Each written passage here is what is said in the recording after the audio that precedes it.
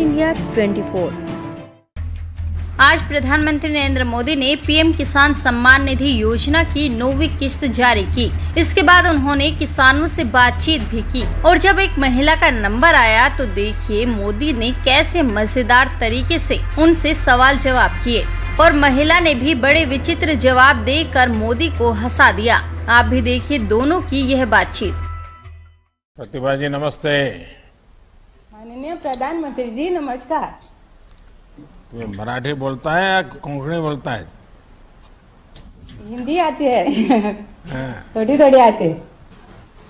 अच्छा प्रतिभा जी, ये बताइए कि आपको पीएम किसान योजना के जरिए ये जो 2-2 हजार रुपये मिलते हैं उसका आपके कितना लाभ होता है, कितना उपयोग होता है?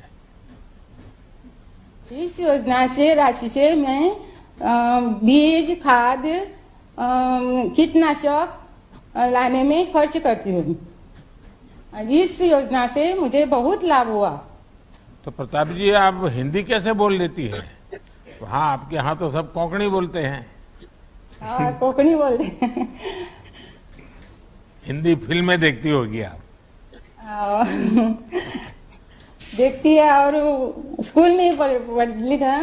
हाँ, तो हिंदी स्कूल में टीवी हिंदी सीरियल भी देखती थोड़ी। है? और बच्चों को भी पढ़ाते हैं। अच्छा, बच्चों को पढ़ाती है? हाँ, बच्चों को। प्रतिभा जी, जब हमने पीएम किसान योजना शुरू की तो कहा जाता था कि इस रकम में किसान का क्या भला होगा। आज आपने बता दिया कि हमारे किसान इन रकम का कितना अच्छी तरह से इस्तेमाल कर रहे हैं। मेरी आपको बहुत शुभकामनाएं और आपके बच्चे पढ़ लिख करके बहुत आगे जाएं, ये मेरे उनको आशीर्वाद हैं। आपको मेरे हृदय से प्रणाम। धन्यवाद।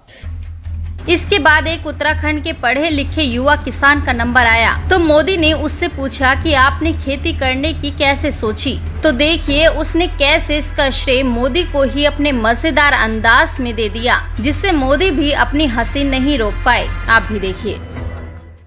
सुशांत जी, मुझे बताया गया कि दिल्ली की प्राइवेट कंपनी में आप काम करते थे और ये सब छोड़ छाड़ करके आप फिर पहाड़ों में चले गए और खेती करने का विचार आपको आया, ये कैसे हुआ? सर, इसका सबसे बड़ा कारण तो एक आप ही रहे हैं सर। आप पिछली बार जब उत्तराखंड आए थे तो आपने कहा था कि उत्तराखंड का पानी और उत्तराखंड की जवानी उत्तराखंड के काम नहीं आती सर। तो सर वो चीज थी कि हम लोग इसी माटी से जुड़े हुए हैं, पहाड़ों से जुड़े हुए हैं और हम लोग जब पढ़ लिख जाते हैं तो फिर बाहर शहरों में चले जाते हैं। लेकिन आज जो पहाड़ों में सबसे बड़ी समस्या है वो है सर पलायन की। पलायन की समस्या थी, लोग धीरे धीरे गांव छोड़ के जा रहे थे। तो वही देखते हुए फिर वापस आए कि अगर युवा वापस पहाड़ों की तरफ आएगा तो सब लोग वापस आना शुरू करेंगे।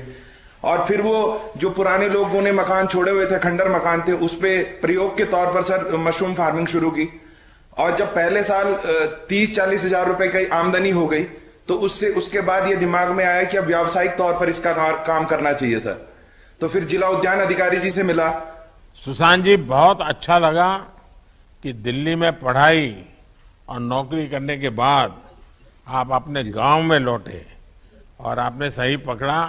मैं जब भी उत्तराखंड में आया हूं एक बात बोलता रहता था कि उत्तराखंड का हमारे पहाड़ों का एक प्रॉब्लम रहता है कि पहाड़ों का पानी और पहाड़ों की जवानी पहाड़ के काम नहीं आती है और इसलिए हमने उसको उलट करना है।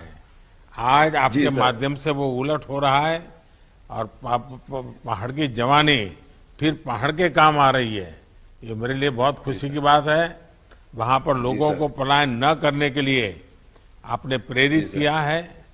आप जैसा पढ़ा लिखा युवा जब खेती करता है तो कितना बदलाव आता है। देश भर में ऐसे युवाओं के लिए आप प्रेरणा है।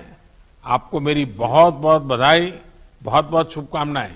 धन्यवाद। जी सर, आपका बहुत बहुत धन्यवाद सर। देखना चाहते हैं ट्रेंडिंग न्यूज तो न्यूज इंडिया 24 को सब्सक्राइब कीजिए और बेल आइकन दबाना ना भूलें, क्योंकि हम आपके लिए लेकर आते हैं देश के सभी ट्रेंडिंग मुद्दे जो आप देखना चाहते हैं।